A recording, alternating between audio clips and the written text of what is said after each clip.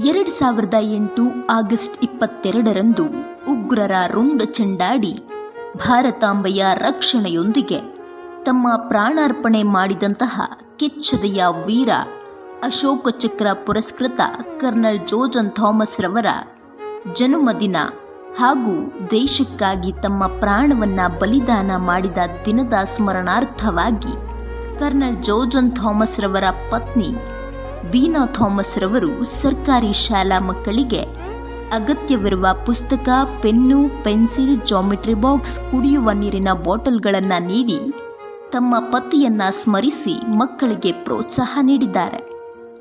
ಯೋಧ ದೇಶದ ಆಯುಧ.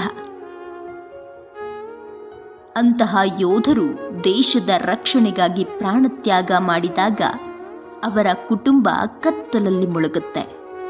ಆದರೆ ಆ ಕತ್ತಲಿನಲ್ಲೂ ದೀಪದ ಬೆಳಕನ್ನ ಹುಡುಕಿ ಈ ಸಮಾಜದಲ್ಲಿ ಉತ್ತಮ ಮಾರ್ಗದಲ್ಲಿ ಜೀವಿಸುವುದರ ಜೊತೆಗೆ ದೇಶಕ್ಕಾಗಿ ಹೋರಾಡಿ ಪ್ರಾಣ ತೆತ್ತ ಯೋಧರ ನೆನಪಿನಲ್ಲಿ ಇಂತಹ ಸಮಾಜಮುಖಿ ಕಾರ್ಯಗಳನ್ನು ಮಾಡಿ ದೇಶದ ಜನತೆಗೆ ಒಳಿತನ್ನ ಬಯಸುವುದು ಅತ್ಯುತ್ತಮ ಪ್ರಶಂಸನೀಯ ಸಂಗತಿ.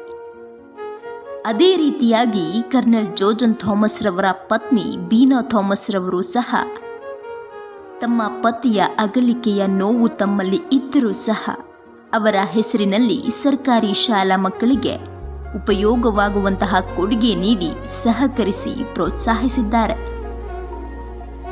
ಇದು ಪ್ರತಿಯೊಬ್ಬರಿಗೂ ಮಾದರಿಯಾಗುವಂತಹ ಸನ್ನಿವೇಶವಾಗಿದೆ.